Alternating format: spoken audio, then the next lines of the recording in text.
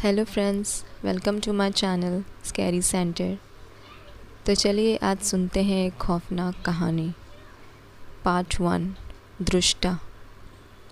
अपनी कार की बजाय बस से ऑफिस जाने पर आज मयूर का नया ही अनुभव प्राप्त हुआ। उसने आज जाना कि मिडिल क्लास के लोग किस तरह हर रोज़ जीवन में संघर्ष करके आगे बढ़ते हैं। बस में एक एक सीट पर 3-3 लोग बैठे हुए थे और कितने ही ऐसे भी थे जिनको बैठना नसीब भी नहीं हुआ। और ऐसे लोग भीड़ में खड़े खड़े ही सफ़र कर रहे थे। उन सब के बीच एक लड़की भी खड़ी थी जिसे देखकर मयूर जैसा कहीं खो सा गया।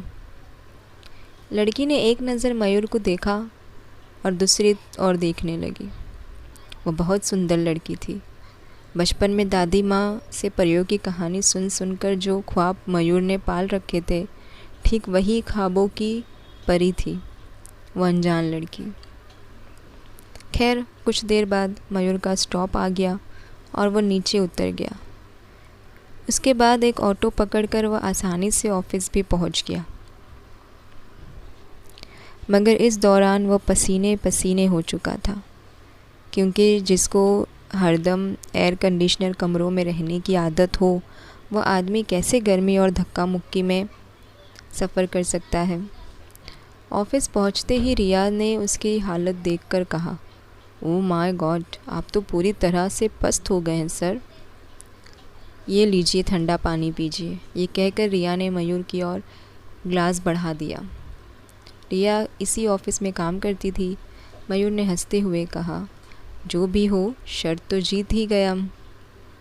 मैंने आज बस में सफ़र करके दिखा ही दिया। अब याद रखना, शर्त के मुताबिक तुमको पार्टी देनी होगी। बिल्कुल सर, ज़रूर, रिया ने भी हंसते हुए जवाब दिया।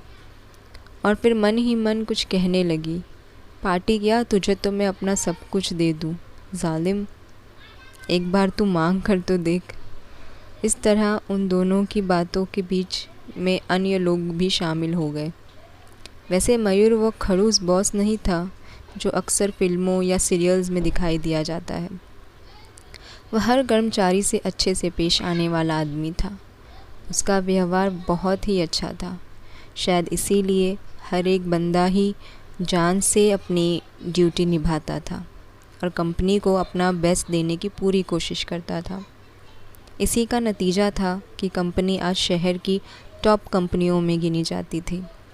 अगले दिन मयूर के ऑफिस में जॉब के लिए इंटरव्यू देने वालों की लंबी लाइन लगी थी। पिछले कई घंटे से मयूर इस काम में उलझा था। इस बीच उसके सामने नौकरी के लिए वही बस वाली लड़की खड़ी थी। उसे एकदम से अपने सामने देखकर मयूर चौंक सा गया।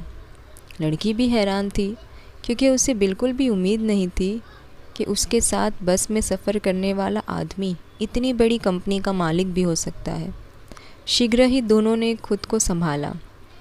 मयूर ने उसका नाम पूछा तो लड़की ने कांपती आवाज़ में कहा, सर, मेरा नाम दीप्ति है, दीप्ति चौहान।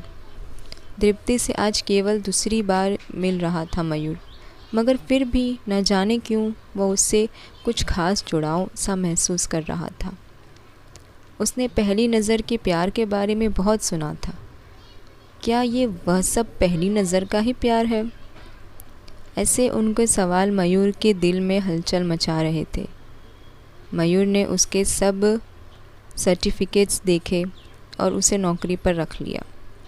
दीप्ति को नौकरी पर रखे कि मयूर ने बहुत अच्छा किया था, इस बात का पता कुछ ही दिनों में उसे चल चुका था। वह पूरी लगन और मेहनत से अपना काम करती थी। कुछ दिनों में ही वह सबकी चहेती बन गई थी। मयूर सबके सामने उसकी कई बार तारीफ़ कर चुका था, मगर दीप्ति की यह तरक्की किसी को बुरी तरह खटकने लगी थी। जलन का एक तेज़ जवार सा उसके तन बदन को सुलगा रहा था। चेहरा गुस्से से लाल हो रहा था और वह बड़बड़ा रही थी, शराफत का ढोंग करके मयूर तक पहुंचना चाहती है कमीनी, मगर मेरे रहते ये सब हरगिज़ नहीं होगा। मेरे बरसों की मेहनत पर पानी नहीं फेरने दूंगी, मैं नहीं फेरने दूंगी। चिल्लाते हुए उसने मेज़ को उल्टा दिया। जिससे उस पर रखा फूलदान गिरकर चूर चूर हो गया। ये सब करने वाली रिया थी, जो इस समय अपने घर पर मौजूद थी। दीप्ति के बढ़ते प्रभाव ने उसे विचलित करके रख दिया था। वह कल की छोकरी मेरी जगह लेगी, माय फुट कहते हुए उसने गुस्से में आकर ज़मीन पर बिखरे फूलों को पैरों से मसल दिया। क्या हुआ बेटी, ये शोर कैसा था? ये कहते हुए उसकी माँ अंदर कमरे में आई और उस समय रिया की आंखें बता रही थी कि वह दीप्ति के साथ कुछ भी बुरा कर सकती है। लगभग 1 महीने में ही दीप्ति ने मयूर को अपना दीवाना बना दिया था। आंखों आंखों में ही दोनों एक दूसरे को अपना दिल दे बैठे थे। मयूर को लगने लगा था कि उसे जिसकी तलाश थी वह दीप्ति के अलावा कोई दूसरी नहीं है।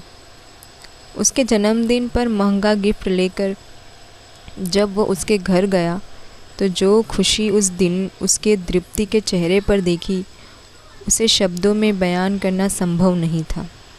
उस पल अपने साधारण से घर में मयूर के आने पर वो खुद को शर्मिंदा सा भी महसूस कर रही थी। घर में उसकी बूढ़ी माँ के सिवा कोई दूसरा नहीं था। मयूर ने उसकी माँ के पैर छुए आशीर्वाद लिया और कुछ देर रुकने के बाद ही वहाँ से वापस लौटा, मगर जब तक वहाँ रहा उसकी नज़रों में सिर्फ दीप्ति को ही देखती रही। उसकी बूढ़ी माँ ने बताया कि तब वहाँ बहुत सी छोटी थी जब उसके पिता का निधन हुआ। बहुत कष्टों से उसने पाला पोसा, पढ़ाया लिखाया और आज वो अपने कदमों पर खड़ी होकर अपने सपनों को साकार कर रही है, जिसके लिए मुझे मेरी बेटी पर बहुत गर्व है। जब दीप्ति उसे बाहर गाड़ी तक छोड़ने आई तो उसका दिल चाह रहा था कि मयूर कुछ पल और यहाँ रुक जाए। वह एक अलग बात है कि वह ज़ुबान से कुछ भी ना कह सकी, मगर उसकी नज़रों ने बसे प्यार को मयूर बखूबी पहचान गया था।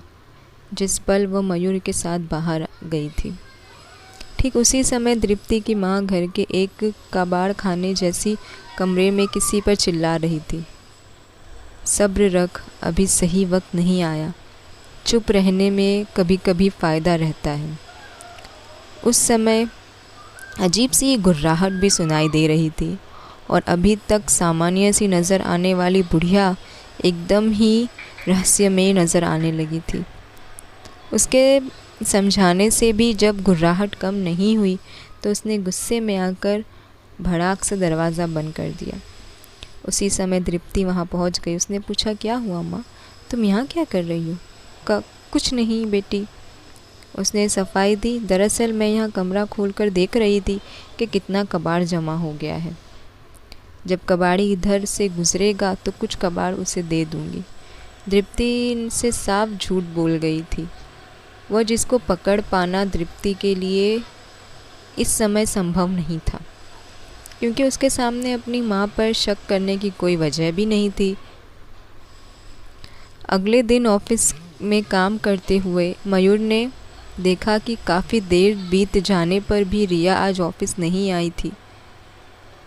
उसने उसे फ़ोन किया तो पता चला कि कल शाम से उसका एक्सीडेंट हुआ था। ये सुनते ही वह अपनी कार में सवार होकर रिया से मिलने चल पड़ा। रिया घर पर ही थी। जब मयूर उसके सामने पहुंचा तो हैरान रह गया, क्योंकि वह बिल्कुल ठीक ठाक थी। उसका कोई एक्सीडेंट नहीं हुआ था। ये सब क्या था रिया? वह झुंझला उठा। तुमने झूठ क्यों बोला? उसके गुस्से को रिया पर कोई असर नहीं दिखा, उल्टे मुस्कुरा रही थी और बोली, देखना चाहती थी कि सर की आपको मेरी कितनी परवाह है। ये कैसा बचपना है रिया, तुम जानती हो कि मेरा एक एक पल कीमती है। कुछ रिश्ते भी बहुत कीमती होते हैं सर, जैसे आपका और मेरा रिश्ता। ये कहते हुए वह मयूर के बिल्कुल पास आ गई। मैं आपको बहुत पसंद करती हूँ सर, आप मेरे हीरो हो और नहीं देख सकती कि मेरे हीरो की ज़िंदगी में कोई दूसरी हीरोइन आए, क्योंकि आपकी हीरोइन बस मैं हूँ। I love you sir. उसकी एक एक बात को ध्यान से सुनता हुआ मयूर हैरान रह गया कि आज उसे क्या हो गया है। देखो रिया, ये सच है कि मुझे तुम अच्छी लगती हो, लेकिन ये प्यार व्यार के बारे में मैंने कभी नहीं सोचा। अब मैं जा रहा हूँ। रिया उसके सामने अड़ गई। उस दृप्ति में ऐसा क्या है सर जो आप मुझे यूँ इग्नोर कर रहे हो? मेरी बरसों की मेहनत और आपसे दोस्ती, क्या यह सब कोई मायने नहीं रखता आपके लिए? दीप्ति का नाम सुनते ही एक पल के लिए वह चुप रह गया, मगर अगले ही पल कहा, देखो रिया, दीप्ति भी तुम्हारी तरह एक मेहनती लड़की है। वह अच्छा काम कर रही है, इससे ज़्यादा और कुछ नहीं है। ये बात कहते समय उसने रिया से नज़रें नहीं मिलाई थी। रिया समझ चुकी थी कि मयूर झूठ बोल रहा है। कुछ समय बाद वह वहाँ से चला गया। रिया की आंखों में आंसू थे। काश तू हमारे बीच ना आई होती दीप्ति। आंसू सूखने पर उसके चेहरे पर गुस्सा नज़र आने लगा था। मैं तुमको खुद से दूर नहीं देख सकती मयूर। तुमको पाने के लिए मैं कुछ भी करूँगी, कुछ भी। रात का घंघोट सन्नाटा चारों तरफ फैला हुआ था। दीप्ति गहरी नींद में सो गई थी। अभी उसे सोए हुए थोड़ा ही समय बीता था कि उसे अपनी सांस घुटती हुई महसूस होने लगी। उसने हड़बड़ाहट से अपनी आंखें खोल दी और उसी समय चीख पड़ी, क्योंकि उसके बिस्तर के पास ही थोड़ी दूर पर उसे लंबे लंबे नाखून वाले 2 हाथ दिखाई दिए। पीली आंखों वाले काले साये के हाथ थे वो। दहशत में डूबी हुई दीप्ति जब तक कुछ समझ पाती, उस डरावने साये ने उसे दबोच लिया और अपने तेज़ नाखूनों से उसके चेहरे पर वार किया। उसने घिनौने इरादे जानकर सूखे पत्ते सी काँप उठी दीप्ति। उसका दिमाग डर से जैसे कुंद पड़ गया था। उसे अपने सिर पर मौत नाचती दिखाई दे रही थी। डर से ही उसकी आंख में जैसे फट पड़ी थी और फिर वह चिल्लाने लगी, बचाओ बचाओ। उस पर जानलेवा हमला करने वाला कौन था? रिया थी या फिर कोई और? और क्या दीप्ति उससे बच पाई? ऐसे ही अनेकों सवाल के जवाब जानने के लिए इस कहानी का दूसरा भाग का इंतज़ार करें।